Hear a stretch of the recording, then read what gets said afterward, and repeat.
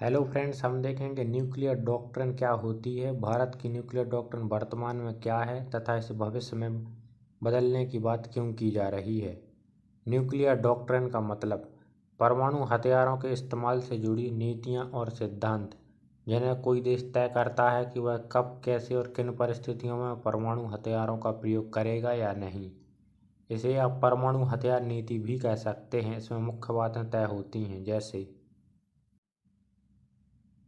पहले इस्तेमाल का नियम, फर्स्ट यूज़ या नो फर्स्ट यूज़ पॉलिसी। देश तय करता है कि वह दुश्मन पर पहले परमाणु हमला करेगा या केवल तभी करेगा जब वह उस पर हमला हो। प्रतिशोध की रणनीति, रिटेलिएशन स्ट्रेटजी। अगर देश पर परमाणु हमला हो जाए तो उसका जवाब कैसे और कितनी ताकत से दिया जाएगा। नियंत्रण और कमांड एंड कंट्रोल। किसके आदेश पर और कैसे परमाणु हथियार इस्तेमाल किए जाएंगे। निरोध या डिटरेंस।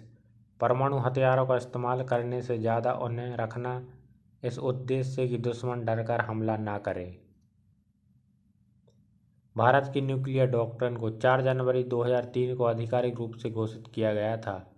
इसमें भारत के परमाणु हथियार इस्तेमाल से जुड़े मुख्य नियम इस प्रकार हैं। नो फर्स्ट यूज़, पहले इस्तेमाल ना करने का नियम। भारत किसी भी देश पर परमाणु हमला पहले नहीं करेगा, केवल तब परमाणु हथियार इस्तेमाल करेगा जब दुश्मन ने भारत पर परमाणु हमला किया हो। मैसिव रिटेलिएशन यानी भारी प्रतिशोध। अगर भारत पर परमाणु हमला होता है तो जवाब में भारत भारी और विनाशकारी परमाणु हमला करेगा, जिससे दुश्मन को गंभीर नुकसान होगा। No use against no nuclear state, गैर परमाणु देशों पर इस्तेमाल नहीं। भारत परमाणु हथियार उन देशों पर कभी नहीं इस्तेमाल करेगा जिनके पास परमाणु हथियार नहीं है। केमिकल और बायोलॉजिकल हथियारों पर जवाब। अगर कोई देश भारत पर रासायनिक और जैविक हथियारों से हमला करता है तो भारत उसके खिलाफ भी परमाणु हथियार इस्तेमाल कर सकता है। सिविलियन कंट्रोल या नागरिक नियंत्रण। परमाणु हथियारों के इस्तेमाल का अंतिम आदेश केवल प्रधानमंत्री और न्यूक्लियर कमांड अथॉरिटी के पास होगा।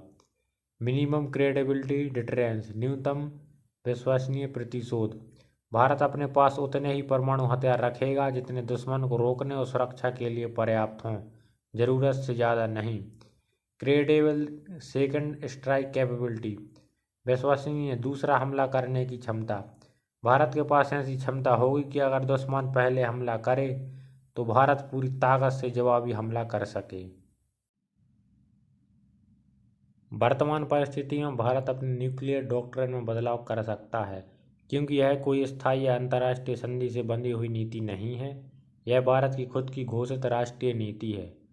बदलाव कब और क्यों हो सकते हैं। सुरक्षा माहौल में बदलाव। अगर पड़ोसी देश जैसे चीन या पाकिस्तान की परमाणु नीति या हथियारों में बड़ा बदलाव हो। नई टेक्नोलॉजी का आना, जैसे हाइपरसोनिक मिसाइलें, एडवांस ड्रोन या बेहतर मिसाइल डिफेंस सिस्टम। रणनीतिक दबाव, युद्ध के हालात में या बड़े सैन्य टकराव के समय।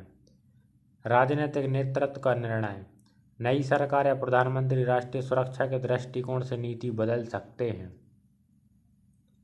उदाहरण, भारत की मौजूदा नीति नो फर्स्ट यूज़ है, लेकिन कई बार कुछ नेता और रक्षा विशेषज्ञ सुझाव देते हैं कि इसे बदलकर पहले इस्तेमाल का विकल्प भी रखा जाए, खासकर पाकिस्तान के संदर्भ में।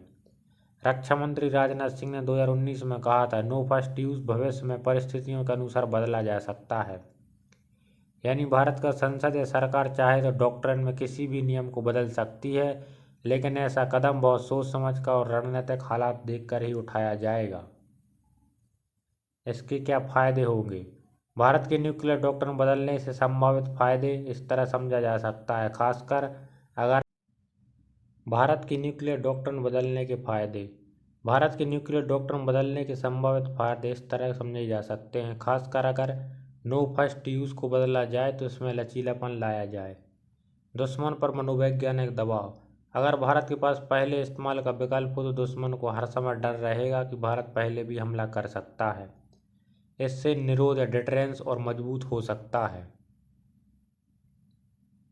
युद्ध की शुरुआती बढ़त। अगर खुफिया रिपोर्ट से पता चले कि दुश्मन हमला करने वाला है तो भारत पहले प्रहार करके उसके परमाणु ठिकानों को नष्ट कर सकता है। इससे दुश्मन की जवाबी क्षमता घट सकती है। पड़ोसियों के आक्रामक कदमों पर रोक। पाकिस्तान या चीन जैसे देश सीमा पर आक्रामक रवैया अपनाने से पहले कई बार सोचेंगे, क्योंकि उन्हें पहले प्रहार का खतरा होगा। नई तकनीक का फायदा: हाइपरसोनिक मिसाइल, अचूक टारगेटिंग और तेज डिलीवरी सिस्टम के साथ पहले इस्तेमाल का विकल्प तकनीकी रूप से और भी कारगर हो सकता है। लचीलापन और विकल्प: नीति बदलने से भारत के पास हर स्थिति के लिए रणनीतिक ऑप्शन होगा, चाहे पहले हमला करना हो, तुरंत जवाब देना हो या दबाव बनाना हो। इसके नुकसान: भारत की न्यूक्लियर डॉक्ट्रिन बदलने, खासकर नो फर्स्ट यूज को हटाने के संभावित नुकसान इस तरह हैं। अंतर्राष्ट्रीय छवि को नुकसान: नो फर्स्ट यूज नीति ने भारत को और जिम्मेदार परमाणु शक्ति के रूप में पहचान दिलाई है। इसे बदलने से दुनिया भर में भारत की शांति प्रिय और रक्षात्मक छवि कमजोर हो सकती है। हथियारों की होड़: अगर भारत पहले इस्तेमाल का विकल्प रखता है तो पाकिस्तान और चीन अपने हथियारों की संख्या और अलर्ट लेवल बढ़ा सकते हैं। इससे क्षेत्र में हथियारों की होड़ तेज हो जाएगी। तनाव और गलतफहमी का खतरा: पहले इस्तेमाल का विकल्प होने पर छोटी सी खुफिया गलती या गलतफहमी भी परमाणु युद्ध को जन्म दे सकती है। उदाहरण, किसी रडार अलर्ट को गलती से हमला समझ लेना। पड़ोसियों का और आक्रामक होना: पाकिस्तान जैसे देश पहले से ही अस्थिर हैं। भारत की नीति बदलने पर वे पहले इस्तेमाल की रणनीति अपनाकर और खतरनाक हो सकते हैं। कूटनीतिक दबाव और प्रतिबंध: नीति बदलने से अमेरिका, यूरोपीय संघ और अंतर्राष्ट्रीय संगठनों से कूटनीतिक दबाव और संभावित प्रतिबंध झेलने पड़ सकते हैं। महंगा सैन्य ढांचा: पहले इस्तेमाल की नीति अपनाने के लिए हमेशा हाई अलर्ट पर मिसाइलें, सबमरीन और एयरफोर्स रखनी पड़ेगी, जो बहुत महंगा और संसाधन खपत वाला है। न्यूक्लियर डॉक्ट्रिन रखने वाले देश: नो फर्स्ट यूज में इंडिया और चाइना, फर्स्ट यूज में यूएस, रसिया और नॉर्थ कोरिया, और स्ट्रेटेजिक एम्बिलिटी यूके, फ्रांस, पाकिस्तान और Israel. Nuclear weapon: global nuclear weapons stockpile growing के अनुसार वर्तमान में 12,512 वॉरहेड हैं 2023 तक। रसिया के पास है 4,489, यूएस के पास है 3,708, चाइना के पास 410, फ्रांस के पास 290, यूके के पास 225, पाकिस्तान के पास 170, इंडिया के पास 164, इजराइल के पास 90 और नॉर्थ कोरिया के पास 30।